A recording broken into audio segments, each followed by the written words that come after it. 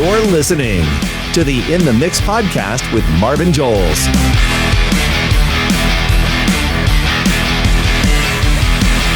Here's your host. Hey everybody, welcome back to another episode. Feeling good. The weather's nice. I think I was just telling Bryce, who's joining us today on the podcast, quoted 23 projects the last 2 days. That's good, right? I mean, the season's going. We're doing our thing. But yeah, we were fortunate enough to share some time together at Pavex over the winter here. Of course, Bryce and I talk fairly often. He's was a key member for us at the Blacktop Banner Success Group. Kind of started doing his own thing with the foundation group. And dude, it's really nice to have you here and have that perspective. I should say, your position, you're still a general manager. We still got that right? That is correct. Yep, general manager at Central Paving. General manager at the award-winning Central Paving. Yes, sir. It's been a really unique thing because I'm in a unique position in the industry where a lot of times I'm the person that is like people's intro to like the community of the industry. So I get to get a first glance at everybody. And then once I create content, then it becomes aware that the industry or the community becomes aware of that entity. And then we watch them rise. But I kind of get a firsthand thing. So for me... Do you feel like a dad? Do you feel like a dad just kind of watching their kids grow? No, because I'm not taking any responsibility for anything anybody does. I'm like the uncle. I'm like the uncle's like, yeah, do it. Do it. Yeah, do it. You know, I'm like that guy. And then when they, if they mess it up, that didn't turn out good. But if they do well, I'm like, see, I told you they were going to make it, man. Yeah, it was cool. It's cool to see you guys up there doing your thing and knowing that you and I talk about this a lot. Like a lot of times we're like, dude, we don't even know what we're doing.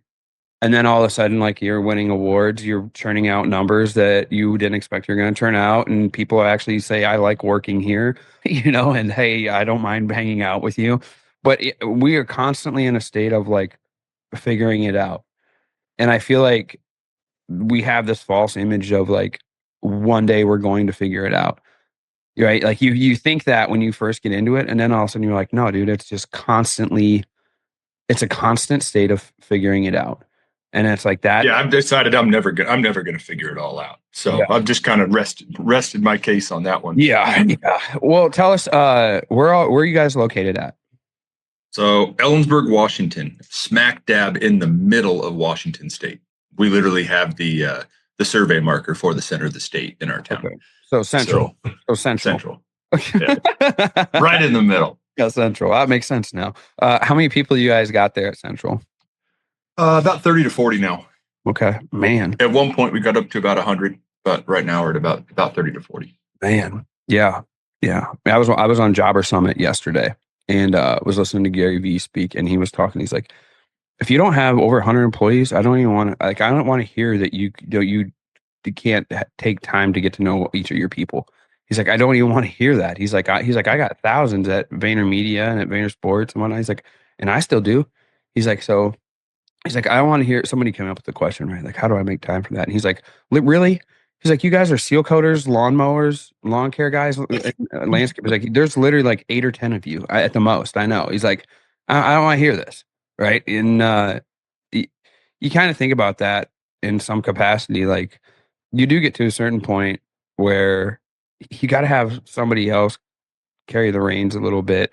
But it's been pretty cool for me to watch you guys. I was fortunate enough to know you right on the edge of coming off the 100-person cataclysm. And I'm assuming we'll get into that one a little bit today. Yeah, and what that looked like. And then watch you reset and come back. And that's kind of what I've been doing the last year. Was like, okay, I hit it's not really 100-person, but it was a cataclysm. And I'm like, okay, we got to reset here and really figure out how to do this, because just adding to a pile, although it sounds cool and you think you're doing something, it could be counterproductive. So let's get into it a little bit, man. Here's the thing. Do it. We're recording this a little bit after 8:30 in the morning. By now, I know that you have wrote a manifesto, organized a symphony, climbed a mountain, did 10 rucks, and found yourself in electrostatic oneness through meditation, and wrote 5 poems, and made yourself all your food for the week for all your meal preps.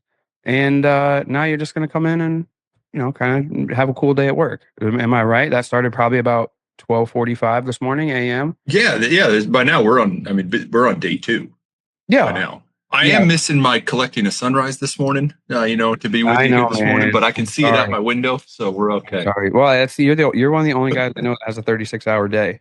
That's 24 hours. But let's talk a little bit about what your average day looks like, because it's not average.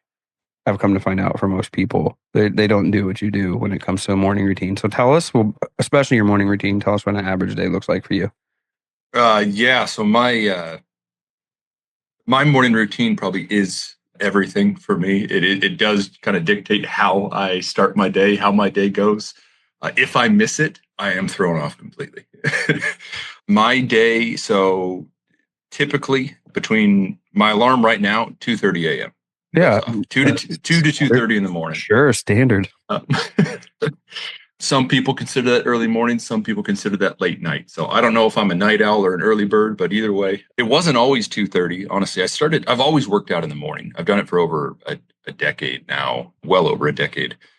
But it started at 4 in the morning.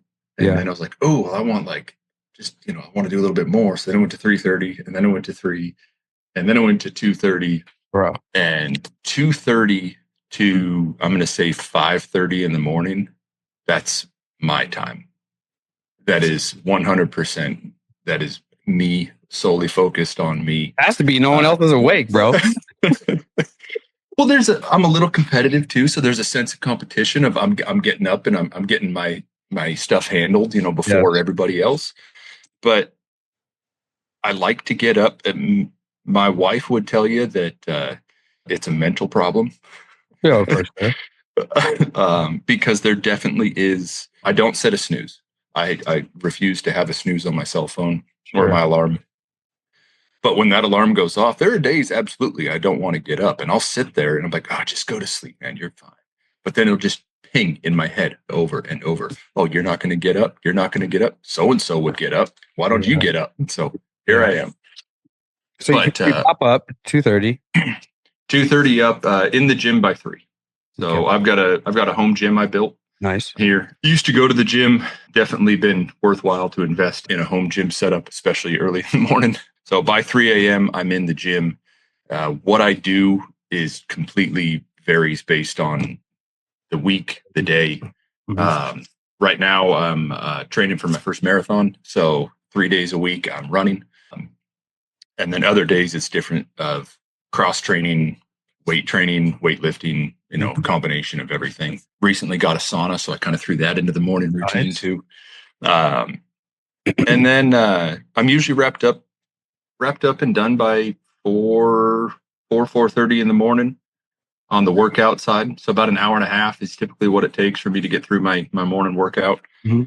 Come inside and, I get ready for the day reading. I usually spend a half hour, 20, 30 minutes reading. That it will either be audiobook or reading a book. Okay. And then if I'm listening to audiobook, I might, make breakfast, do stuff like that. I always try to cook. Breakfast for me is extremely important. What do you eat? A lot of eggs. Yeah, same. Yeah. Bro. A lot of eggs, a lot of, I don't, nobody should be taking diet advice from me. Sure. But eggs are good start, dude. My favorite steak and eggs. That would be my number one go-to. And I definitely focus heavier on breakfast meats and fats. Proteins and fats over everything else. Get your brain fired up. Yep. And I'd say in the wintertime, I tend to be a little bit slower. So I get in the office probably about 6:30 in the winter. In season, I get in the office about 5:30, 6 o'clock. Okay. And then morning time, I've recently switched. I used to have all my meetings in the morning, but morning for me is when I do my best, what I call deep work.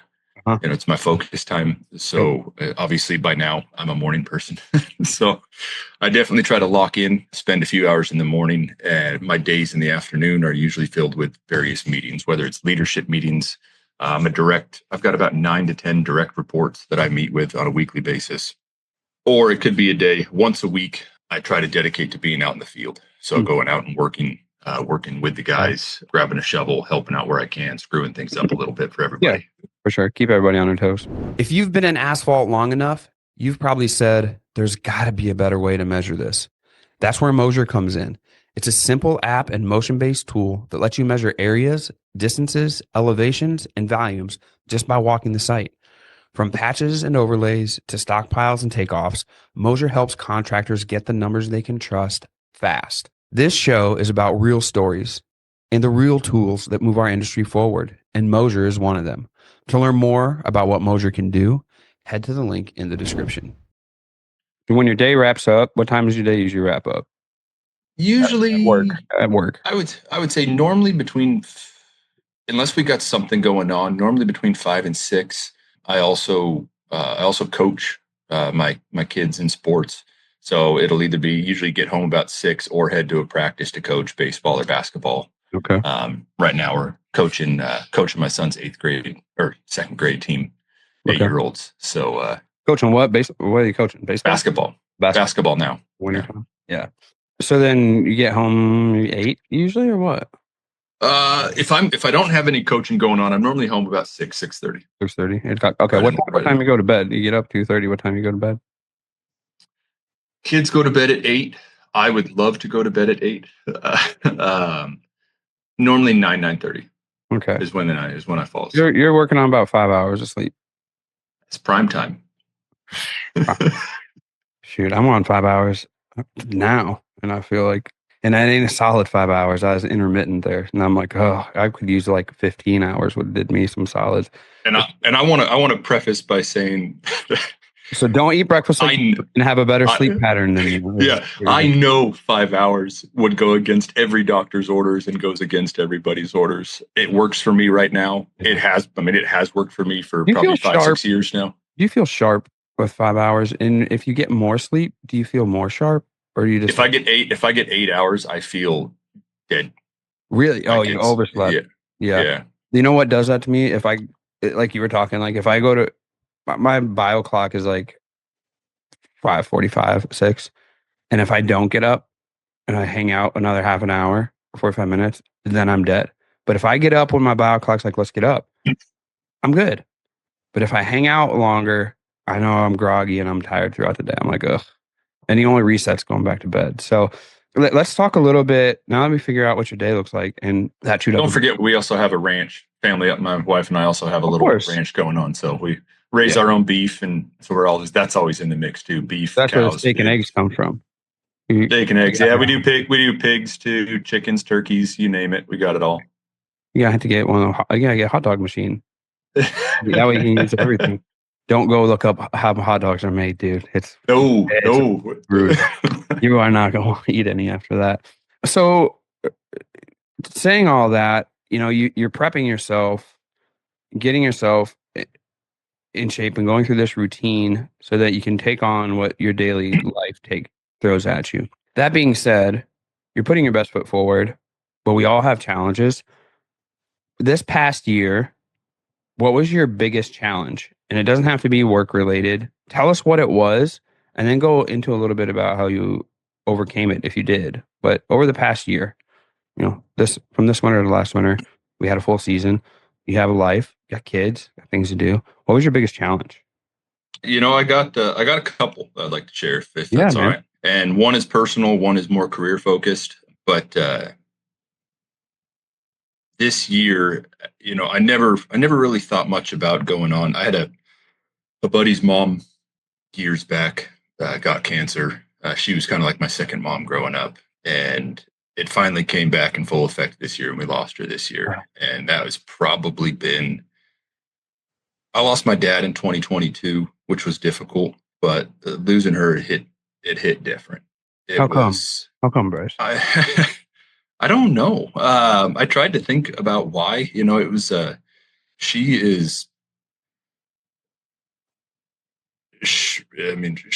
simply one of the most beautiful people I've ever met, inside and out. She helped raise me. She definitely was like a second mother for me. And it was a the day that she passed away, well, it was the day after, actually, but it was the hardest and best day that I had all year, because I got to go spend it with her and my friend's family, people I haven't seen in years. Mhm. And it was like nothing had changed. It was, so that side was great, coming together there. But just seeing who she was, knowing who she was, knowing how strong she was, knowing how tough she was, how, just her entire spirit, and seeing it come to an end. That was tough. That was definitely tough. Do you ever think, like, there's only so many good people, and it's like those ones that hurts. Those ones, I made a post about it the day after, and I've been very quiet about it. I haven't really gone out on social media out of respect for the family. I post things on social media for myself, and I'm definitely share more, but not everybody wants to. So I don't necessarily. I try to keep that private. But I did. I mean, it was the day after, and to me, it just hit of, don't take the good people for granted. yeah. It's when you have them in your life. I went years without talking to her, not out of anything. There was no maliciousness to it. It was just, I got busy. I grew up. That's life. And in the last couple years, since she got sick again, we started seeing each other more. I started sending her pictures of my kids. We started kind of interacting more, and it was knowing what I missed in those years when we could have still had that relationship. It's tough. It hits different. Yeah, well, like we were saying, life happens. I was talking with somebody yesterday about that, and just being like, we don't know, dude. You get to where you're able to create a living and need to, and you start your life and you get focused on that. And then once you get on the backside of like, okay, all I got to do is just do this and I'm going to maintain, then all of a sudden you start to look back and be like, okay, now I can catch up with all that. The problem is time has passed. You don't have as much time to catch up, and you're like, and you realize it. And somebody could say that to us when we're 20, but you don't really realize it until you're in your 30s. That's actually what they meant, in that you experience it firsthand. Like, you could tell me how awesome it is to skydive. I'm not really gonna know until I go skydive. Right. And that's kind of the same thing. And I think that we have to be able to give ourselves some grace in that, because it's like, you're not going to know that. Like, you can't fault yourself for that. It's just like, that's just the way it goes. That's the way it's always went for everybody since we were created, So, yeah, it's a hard one. It's a hard pull, but now that one, I don't know if I've, it was definitely, it's been a few months now. I don't know if I overcame it necessarily, but what it did do is it brought me back closer to my old friends and family. Yeah. And so it definitely communicated more, interacted with them more. We check in on a regular basis. That has helped. That's been because that was a big part of my life. Them, being a part of, I went on trips with that family. I did a lot of stuff with that family growing up. So yeah. I got a buddy like that. Right now we're disconnected, and it's just like, we turned into two different people. We both got different families, different lives, whatever, but we were inseparable. I'm a little darker skinned, if no one can tell. If you're listening, maybe, and you've never seen me, maybe you can't tell. But his last name was White, and it is White, and he was white, and his dad would call us Salt and Pepper, because we went together everywhere. And those things change. Life changes, and move on, move forward, and things change. But tell us about the other thing. The other one is one that you and I have talked extensively about over, especially this last year. Whether there's losing sight of where I am now, out of concern on where I feel or think I should be, where I need to be, getting caught up where everybody else is, thinking I need to be so far ahead. I need to be here. I should be doing this, and not taking the time to realize where I am. Yeah. That's a fun mental game, man. It's tough because you throttle yourself back a little bit, and then you got to like unplug a little bit. And when you get up at 2:30 a.m. and have a routine so that you can advance every day, it gets to be a little tricky. It definitely is. And I think I've always said that. Like, what's crazy is for me, dude, is like I've said that to everybody that I develop relationships with, but then at some point I lost sight of it my own damn self. And I'm like, shoot. Like I was preaching this thing, was living it, and then lost it, and then had to like take my own advice and get it back. If 2026 is the year you want to make more money in your business, it starts with two things: staying busy and getting paid faster. That's why I use Jobber. Jobber is software built for blue-collar businesses, and it's designed to help you book work ahead of the busy season and keep your cash flow strong all year long. Their marketing tools help you get found, look professional, and stay booked. Not just when the phone's ringing, but before the rush even hits. And once the work's booked, Jobber Payments helps you collect deposits up front and get paid faster, so you're not chasing checks or waiting weeks for the money that you've already earned. Bottom line, Jobber helps you stay busy and stay paid. If you want to make more money in 2026 with software built for blue collar, try Jobber for free today. The link's in the description. Tell us a little bit about how you overcome that challenge. I put the last probably 2 years, year or two is when I've really noticed it. Honestly, I never really gave second thought to it before. I really started thinking, okay, I want to make an impact in our industry. And now it's like, okay, well, shoot, look at all these other people making these extreme impacts. I'm not there. I started highly emphasizing gratitude in my life. So every Wednesday, I call Appreciation Wednesday, where I focus on something that I'm thankful for. I make a post about it. I definitely share that. Yeah. And then every night, I started a gratitude journal, and every night I write 1 or 2 sentences about being thankful of where I am, where I've come from, how far I've come, where it's taking me, to just bring myself back to present. And it helps. And it helps. And it's the last thing I do before bed. So it's the last thing I read. It's the last thing I see. It's the last thing I think about. And it helps. Yeah.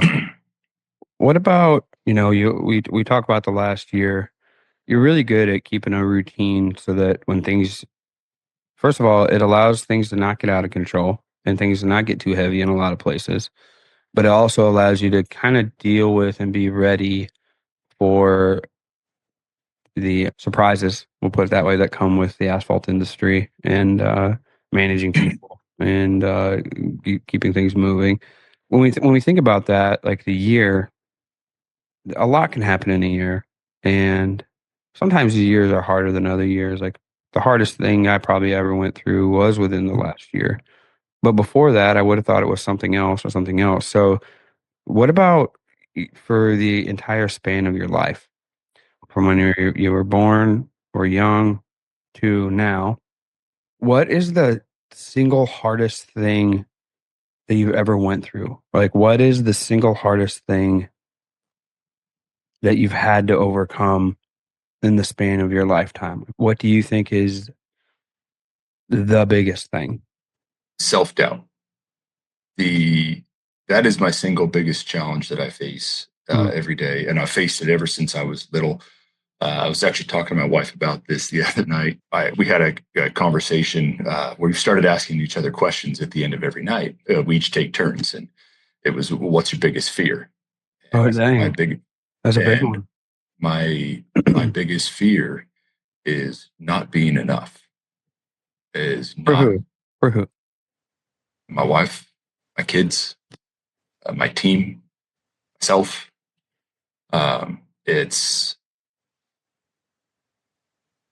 It's the imposter syndrome. You feel like you don't deserve it and you have to earn it. And that's why I tell myself I have to get up at 2:30. That's why I tell myself I have to work out. I have to push myself. It's why I do everything I do. Why is it like that? Where does that come from? I know. She has the same thing. She said, "Man, that comes rooted from it has to come from somewhere." I mean, the reason I wanted to achieve so bad is because I came from a group and a place and a level where they were like, "This is all you're going to be able to be, and because of history, it's going to repeat, and this is what you're going to be." And that was where I was like, that's what made me push hard until I got out of it, at least, because just so I could be like, see, right? But I kind of have the same thing. Like I still feel like that sometimes too. But where do you think it comes from for you? I grew up with a very decent life. I don't have anything that's like a dark past, anything that grew up. I had a mom and dad who supported me, pushed me into doing sports, playing sports. Great neighborhood, great. So I had what you would consider a Mhm. decent upbringing, very supportive. But for some reason, Do you think I it's just have to keep up with that? You think it's just to keep up with that? Or you're like, oh, I got to maintain this? it's for as long as I can remember and tell you, I have always feared what other people think Uh, of me. okay. And that feeds into people. Obviously, people look at me and they'll say, hey, man, you're an extrovert. How can you do this? And I said, look, my true character is I'm completely insecure. I Yeah. don't mind. I'm an extrovert when I can control the situation. When I don't mind being, joking and laughing and being what you would call like the class clown growing up. I can do all that. Yeah. But when it comes to trying to be real, trying to make a difference, trying to feel like, hey, am I actually making an impact? I have a lot of self doubt when it comes to that, and I've had to work really hard trying to overcome it. Have you gained ground on that, you think? Now, like, I mean, you're going to run a marathon. Not a lot of people can do that. You manage an award-winning company. Not a lot of people do that. You post regularly and are outgoing online. Not a lot of people do that. You started a group. Not a lot of people do that, that you lead.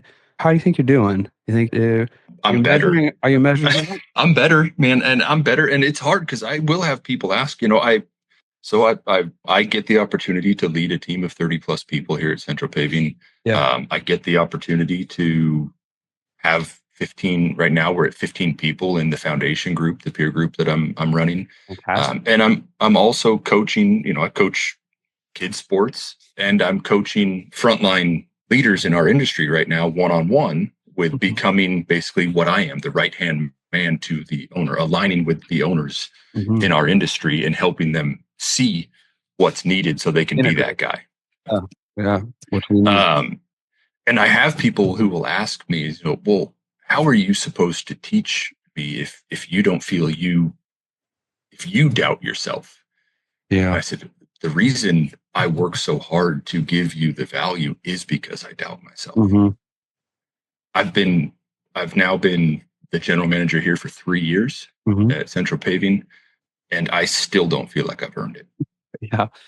I still feel if I'm not out there holding the shovel, if I'm not out there with the guys, I'm missing something. I'm letting them down. Even though I can logically say that's not my job. I need to be where I am today because this is what my role calls for. Yeah. But I can't help that little thing in the head. I call it my default character. It sits right in there, and it constantly sits back. So him and I are constantly having that conversation. Yeah. I think that's the younger version of ourselves. Like for me, I always tell everybody, like, I kind of became aware of a few things about 11, 12, probably. One, I didn't have my parents with me, and that's not normal. Two, we lived far below what the average humans live here in the United States, right? For when it comes to median income and whatnot. Three, I didn't have very many opportunities. Like that's all of a sudden when I became aware. And I feel like that's when my brain first started thinking, okay, you're smart. Like I knew for some reason that I logically came to conclusions a lot faster and with far better results than most of the adults around me. So I was like, okay, I got an advantage here. I just have to think properly and figure out how I need to do this. A good work ethic was instilled in me by actually my buddy who I was talking about. His dad, Jack, who I call dad, still was just like, dude, he's like, we have to go to work every day. We have to get up. I got a family, got kids. Like, we stop going, this stops. And I was like, well, yeah, I'm going to go and it'll get me out of this. So I got a great work ethic and I had a brain. And I was like, okay, that's going to get me out of this. So I was recently on my way back down to Tennessee, and I was going through Indiana doing some heavy highway construction there, and I seen them paving at night, and they had these lights on the back of the paver that illuminated the whole area. You could see the skid steers, you could see the dump trucks, you could see everything. And these big balloon lights on the back came from Portable Lighting Solutions. So PLS is the only balloon light manufacturer offering a replaceable screw-in LED bulb that is field serviceable in minutes. They have a patented slide-in assembly, and they have a push to rapidly deploy mechanism. So you just push down on the light and the light pops up and is illuminated. You push back down, it shuts off. And they're manufactured here in the USA. There's no patch kits needed. There's not a blower motor. There's no set screws, and they're UL certified. So if you're interested in putting one of these on your paver, I think I'm going to put one on the paver that we just got, and probably on our seal coat unit too, so that we can seal coat at night. You can hop over to portablelightingsolutions.net and put an order in and find yours today. They are ARA members, APWA members, and Women of Asphalt members as well. Once again, that's portablelightingsolutions.net. But now, once I got there, there was a fear that I was going to go back.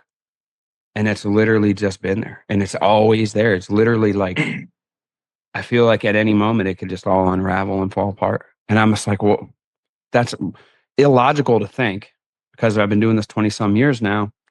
I just did 23 quotes yesterday. But even if I get half of them, we're going to be pretty busy. I don't know why it's there, but it's like you said, it's just in there. It's a good thing and it's a bad thing, because it makes me insecure about some things. Yeah. So it keeps me doing what I need to do and should do to push. I think I was listening to a podcast the other day, and I want to say it was with Ed Milet, and he said his default character, more or less, is insecure. He feels like he's never enough, like he's never met. And the guy asked him, what else do you need with everything you've done, with everything you have, with how well known you are, how much you impact people? He goes, I don't need more things. It's up here. It's a mental game, and that's what it is for me. I don't need anything more in my life. Yeah, there's things I want, sure, but I don't need anything to feel fulfilled. I have 2 great kids. I have a wonderful wife for over a decade. I have a fantastic team that has supported me and been built around me. I don't need more things. It's up here. Yeah. I think that's the thing, is people are like, am I okay? Is that okay? Like, well, if you knew that we all are feeling that, you'd be like, oh, cool, I'm okay. But man, when you're in your own head or you're only in your own bubble, you don't feel that way. You feel like something is up with me. And like, sadly, I say this almost every podcast episode, what we see on Instagram or wherever shows a complete different reality than what actual everyday life is. Right. So you always are dealing with that combative thing of like, well, my life don't look like that. My life don't look like that. Even though it does. If we just would post those things, it does. Right. I felt like yesterday I posted a picture of the Range Rover. And I'm like, dude, I never post pictures. I've posted one picture of the Range Rover. I was going to say, man, that's a nice looking rig. I saw that yesterday. Yeah, I posted one picture of that before, right, when I got it. But it was like, dang, I could just post that all the time. Like, I could post that, post the trucks. I could post like where we are when we're out. Like you and I, we've been to some cool places together. Wherever. Nikki and I go somewhere, whatever. But that's a fake reality, right? That's why I just post everything. I just post all of it. Because I'm like, dude, I don't want to be that guy. That'd be like, it's almost like lying to somebody and then it causing detriment in their life. I'm like, I don't want to be part of that. That's a huge consensus. And I get that I'm probably a grain of sand on a beach if I do that, but still, I'm still a shitty ass grain of sand. So I'm like, one of the biggest problems with that, talk about the hardest thing, talking about being the self-doubt, is I felt broken. I felt like, hey, this is not normal. I have to fix it. And so I buried it. I shut it. I buried it and said, if I'm going to be, at the time, if I want to be the best, if I want to be what I considered the boss, you can't have this. Shut this down. And so I buried it down. And the problem is I buried everything down. I wasn't there who I should have been for my wife and kids. I would say that now. This is probably 2022 in one of our single hardest years at the company. My first year as general manager, where I led the team to our biggest financial loss ever. And I completely turned into a robot. I completely shut down. Yeah. And 2023, after admitting, after a very long reflection on my part and admitting I was the problem, I said, oh, I'm going to fix it. But it also meant that I had to let go of 66 employees in order to fix it. And there is nothing more humbling than having to let go of 2/3 of your team.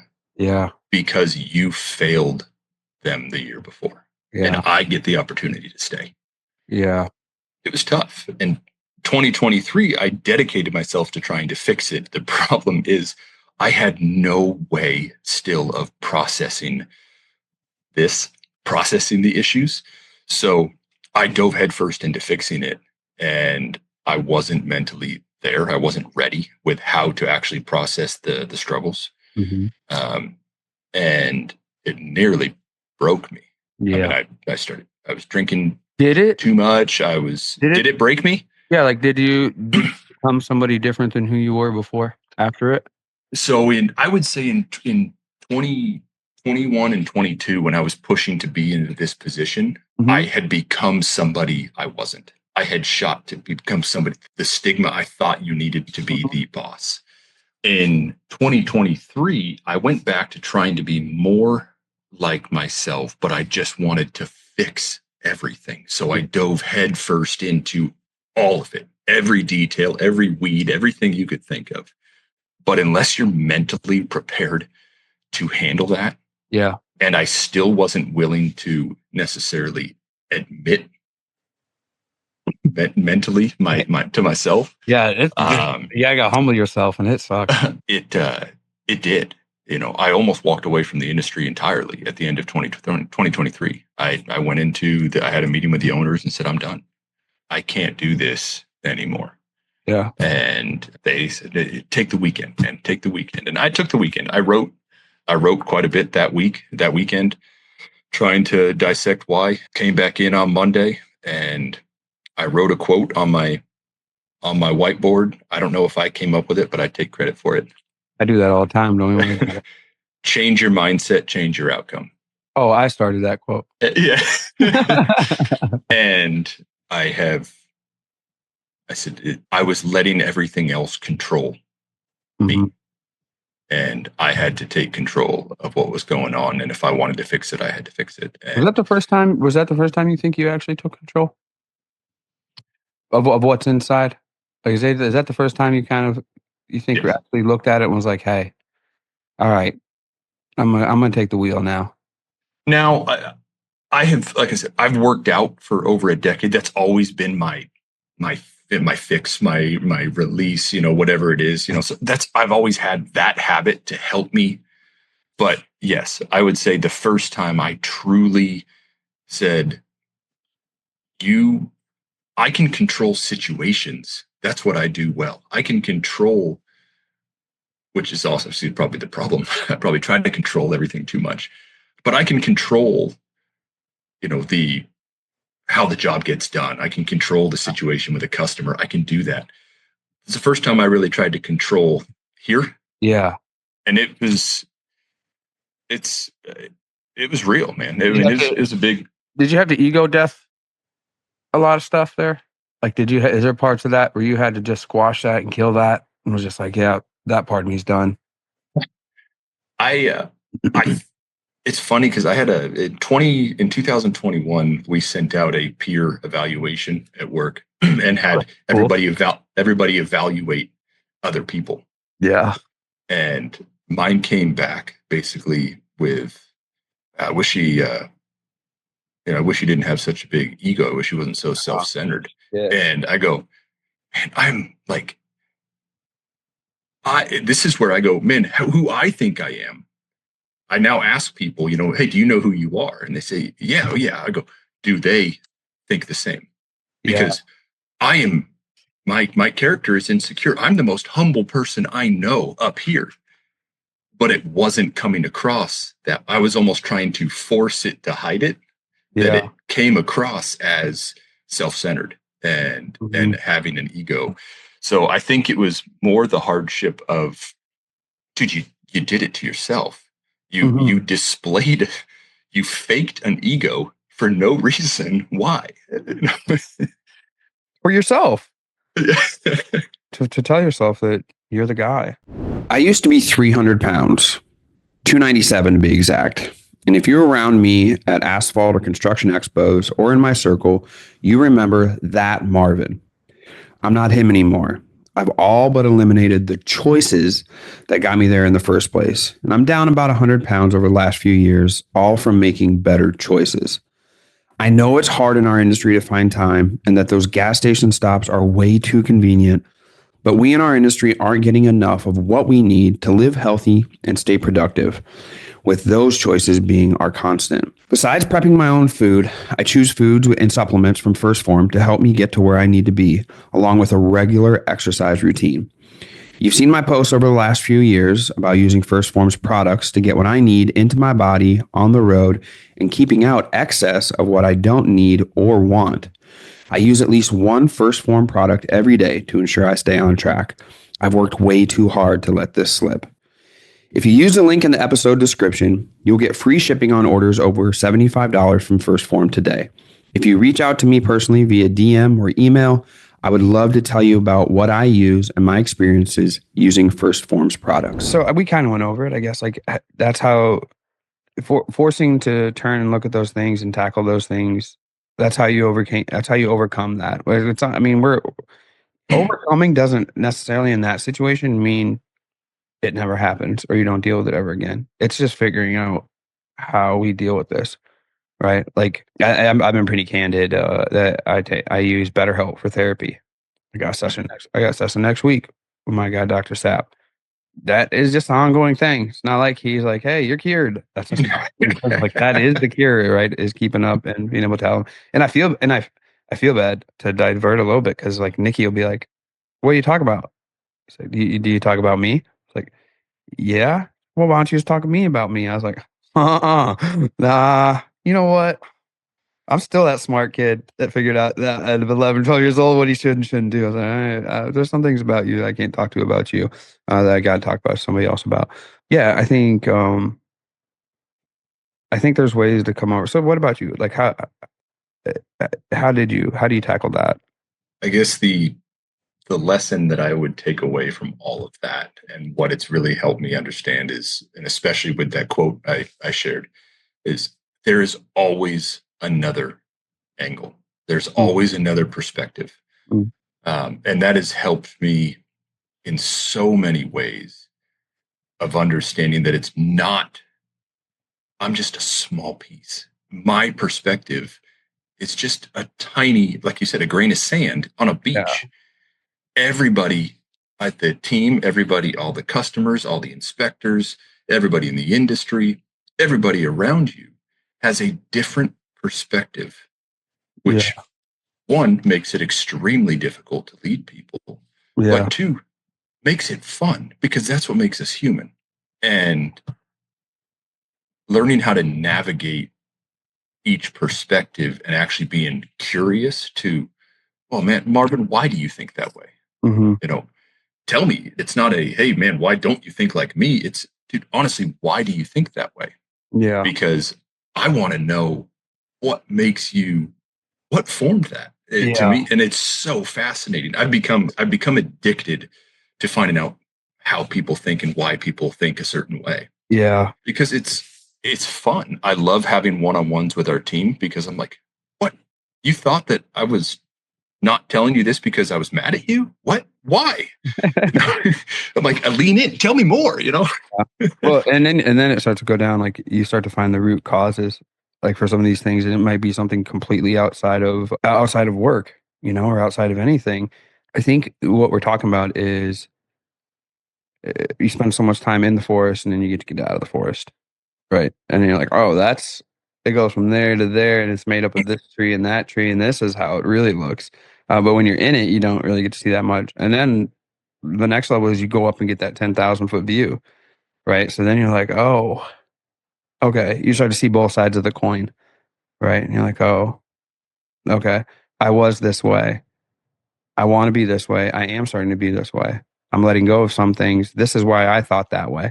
So I think once you do that self-reflection of like, this is why I thought that way, and you start to be like, okay, I give myself some forgiveness and some grace on that's how I used to be. And that's because I was ignorant to this, or I was immature to this, or this is how I thought, and or I was influenced by this for most of my 20s was because of what I was influenced from 1 to 20 years old. And then I spent early part of my 30s unraveling all that and realizing I was a product of my environment, and I embodied that. To be honest with you, self-reflection for me has just been the key. It's the key to balancing everything out. It's the key to, like you said, I want to control things, but my grip's a lot more loose now, right? Like I'm okay with some stuff getting some scuffs and dings and whatnot, because that means that my people who I care about are learning like I learned, right, along the way. That's why I let Eli make some mistakes, man. Like I don't let him make the detrimental ones, but I let him make the mistakes. I let him experience it and try to figure it out, because I know that's how I learned. And like it's kind of like somebody trying to tell you about skydiving. You don't know how cool it is until you actually go try it. The same thing with mistakes. Like you don't really realize the the implications of it until you do it. Then you're like, oh yeah, I don't want to taste that. So I think about those kinds of things, but those are lessons. So learning that, like in the grand scheme of things, can you tell us one thing or tell us something that life has taught you? My big thing I've been saying a couple of them. One is don't take everything so serious. I did that for a long time. Man, I really messed a lot of stuff up taking it so serious. You grip way too tight. The thing you care about so much, you grip it so tight, you break it. And it's like, well, that's counterproductive of what we want to do. And the other thing is, I tell everybody, just pack light. Like, don't carry all that stuff with you, man. Like, it's really hard to maneuver and go where you want to go when you're carrying everything, right? You're talking about running your marathon. Imagine carrying tons of weight on your back trying to do that. It's going to be really hard. I'm a big Mike Posner fan. Mike Posner is like one of my like motivational guys, even though he tries not to be, but kind of is, but kind of isn't. And just seeing his whole transition, but watching him scale Everest and tons of other mountains, like I can't imagine trying to climb that mountain with double the weight that you really need to be able to do it. Like you carry so much from your past or whatnot with you. It's really hard to get to where you are trying to go. And if you take everything really, really, really serious, we've seen people who are way too careful that screw up. Imagine seal coating, paving, right? The loot guy. If he's way too rigid, it don't work. You gotta have some sauce. You gotta loosen up a little bit. Right? Let it hang in your hands a little bit sometime and just pull the top rock off. Don't score it. Tell us a little bit about what life's taught you. Yeah, well, I'm going to start. I want to finish up real quick. I just want to touch on when you were talking about reflection. Yeah, one of my habits that I have come to find is one of my favorite is writing, and I never did it. And it's for me, it's handwriting. It's not typing. It's got to be handwritten. I got to actually. That's how I process it. But I have the gratitude journal, and then I also have a why journal, and that one is more.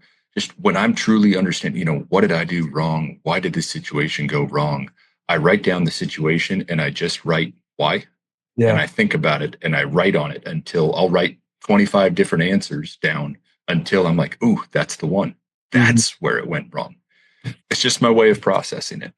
I'm really trying to understand it. Like I said, the perspectives, that's a big angle for me. But as far as you're not putting Band-Aids on stuff. Right? When you're not putting Band-Aids on stuff, like you're doing surgery. Like that's why I tell people, like when you do that, I do that a lot through meditation and self-reflection.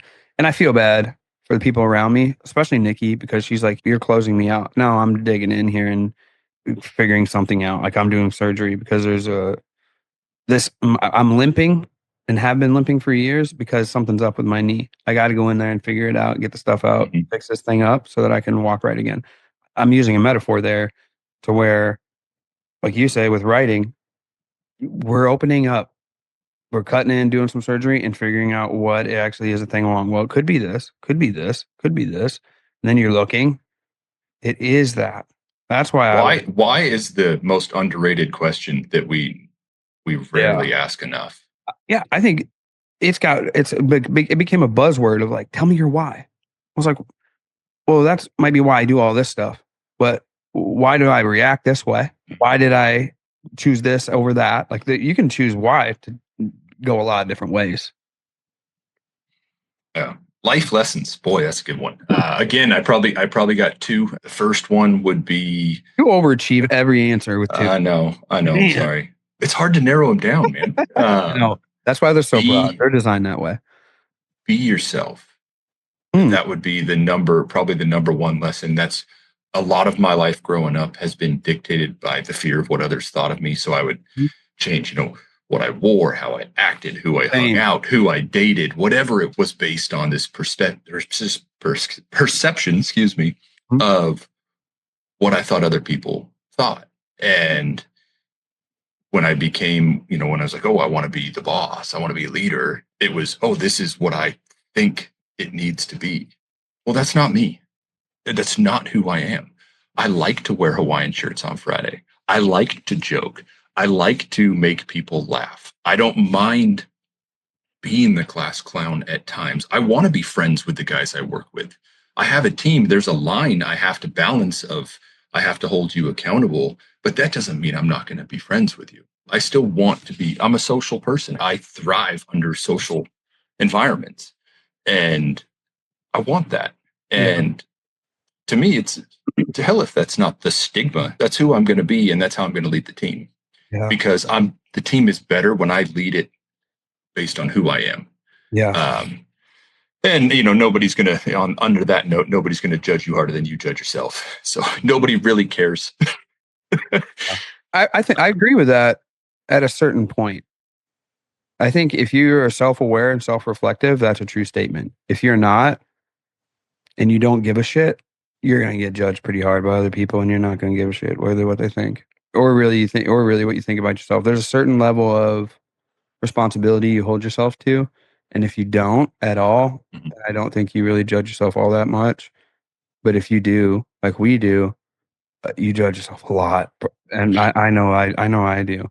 So I think that just depends on your character, really. Even before I had a discount code partnership with Brunt Workwear, which you can find in the description of this podcast, I was wearing their boots when patching or paving and their shirts and hats when I was out on date night with Nikki. I'm actually wearing one right now. Seriously, though, half my closet is Brunt Workwear at this point. I have 3 sets of boots, 2 Marins, and a pair of the Omans, as well as a green Chevlin hoodie that I love. It's got a snake on it. It actually has a pocket where it keeps my cell phone there in the front. I love that about it. And it took the place of my winter jacket last season.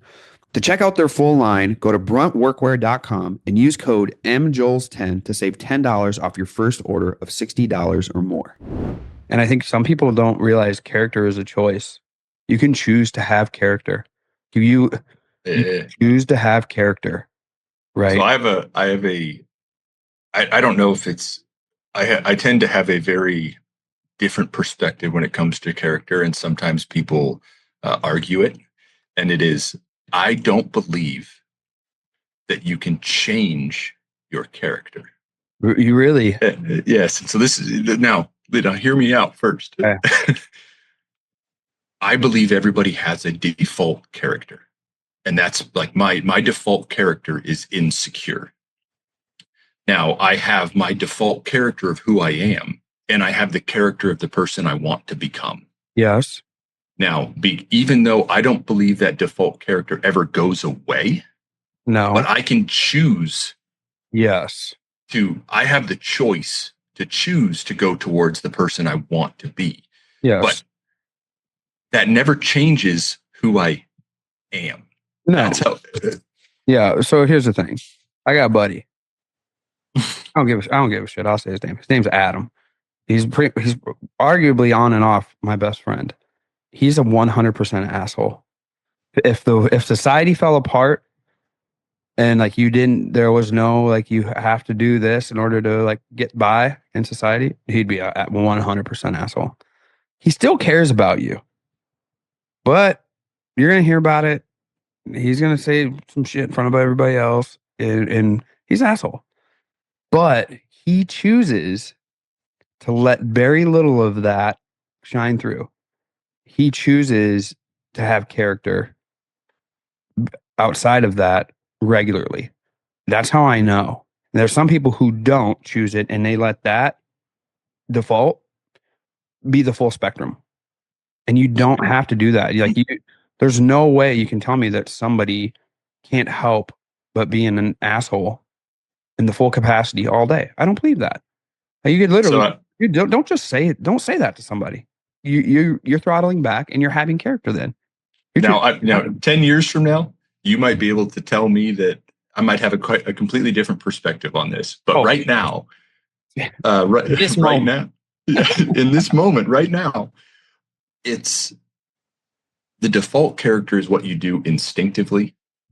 The character I choose when I, you've got to go have this conversation with this person. Well, no, I don't want to do that. That's my default character. And then I'm highly aware. When I'm highly aware of the choice I'm making, that's me speaking to the other side. That's me saying, okay, I need to do this because this is what's best for the team, not what I want, not what he wants in here. The other one is to work harder on yourself than you do your job. And Dan Martell said that one. And it is something I have truly pushed. It's not selfish. It's not selfish to take time to work on you.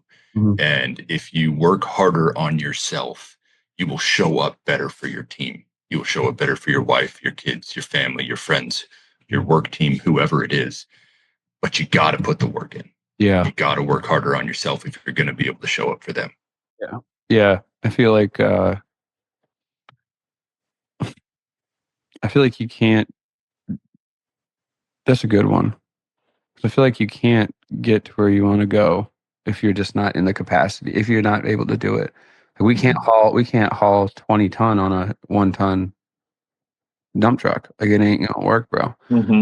Right? We got to build something that can haul that if we're gonna do that. Yeah. I tell people that, right? But my default might be a single axle that can only haul 8 ton. That's my default. And if I never do anything else, that's all I'm going to be able to do. But I know what it takes. I could throw another axle on that bad boy. We could just shift. We could get into something bigger, but you have to want to build it and do it. I think about that a lot. When you and I talk about BB, and you talk about your first year, 100 employees.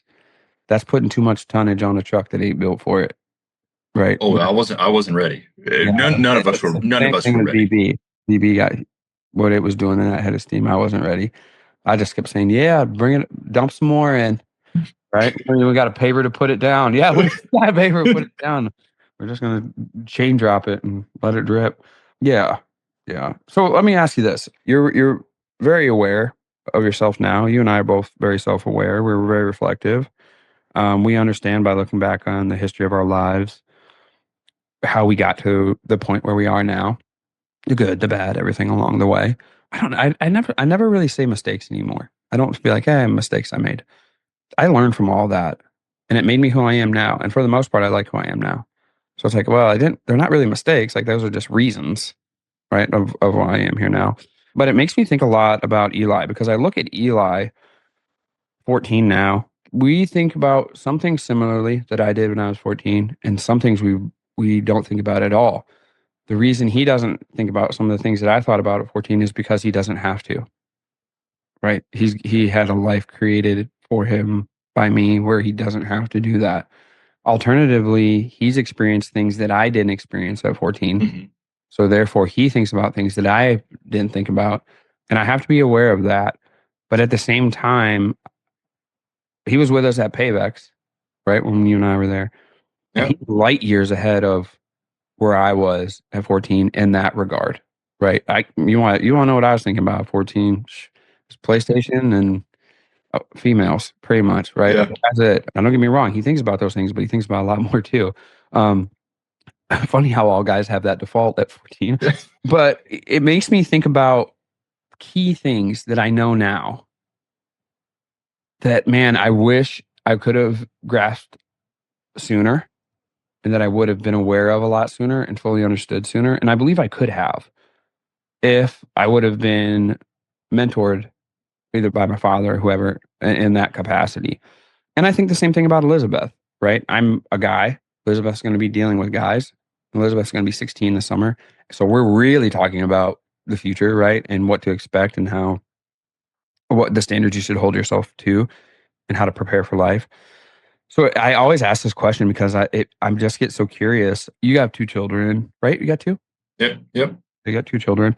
If there's something that you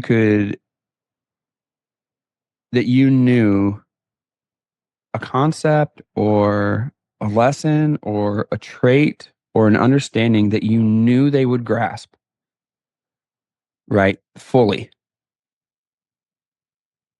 in the way that they could apply it to their life if they needed to and wanted to, what would that be? And that would really sink in. What would that be? You know how there's literally so many answers to this Tons. question. You get one. You get one. I only get one? Yep. I want 3. Nope. One. You get to pick one. Oh, I knew you were going to do that. See? I'm still going to say all 3. I'm still going to. Face to face is always better. That is the one old school way of communication that I don't think we will ever lose and get better at. Never underestimate the power of a face-to-face conversation. Why?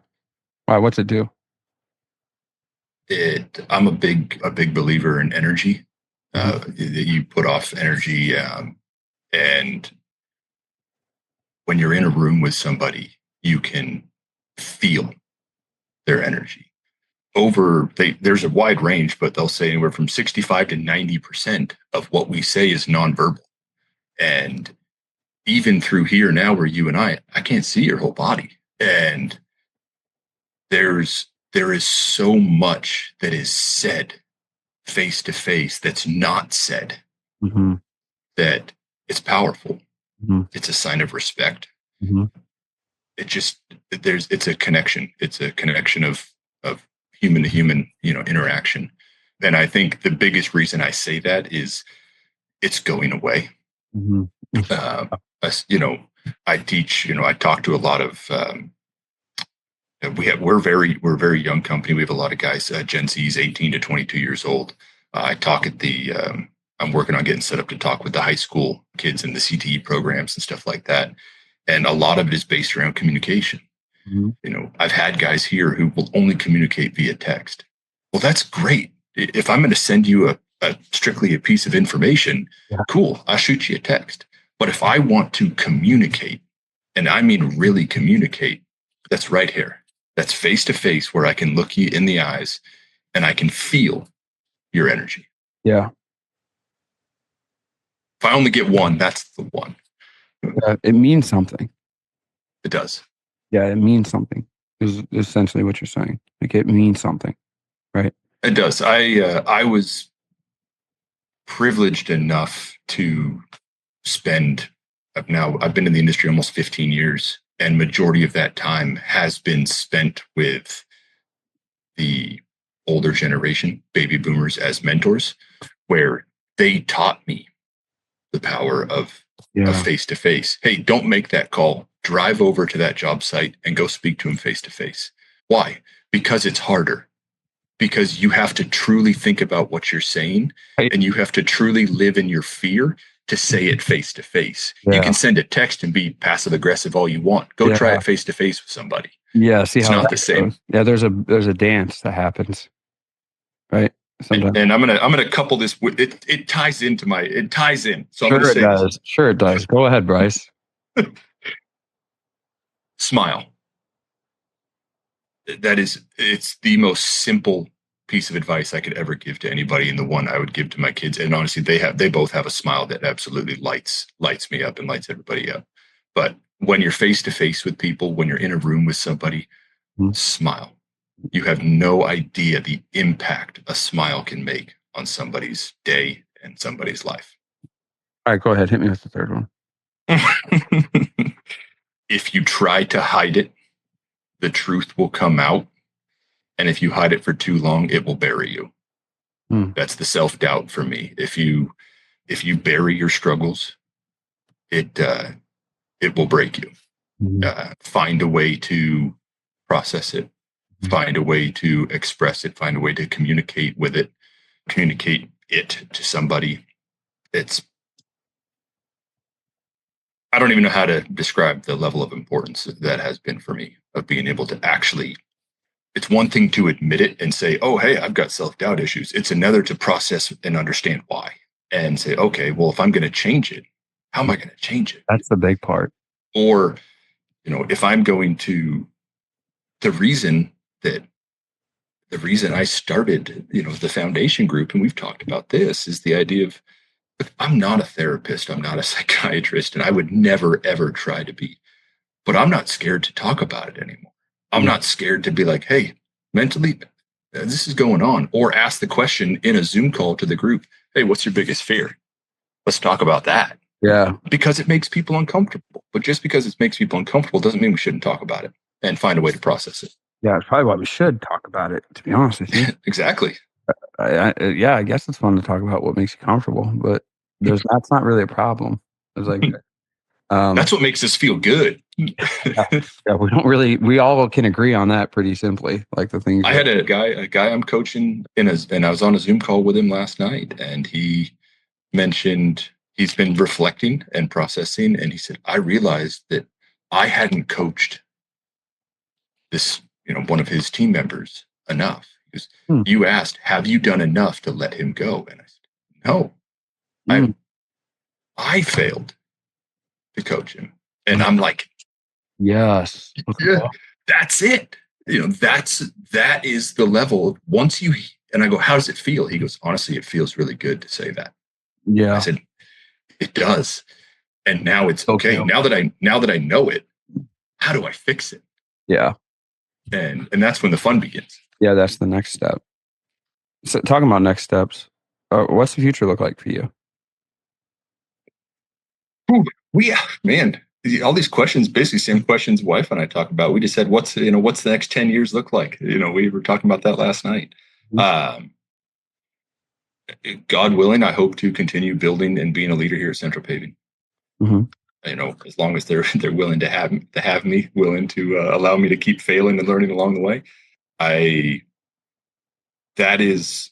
really enjoyed the team. I really enjoyed building it. The other side to that is I have found a passion in being a voice for the industry, for coaching, for helping make an impact. And that's a big push for what I hope to do as well.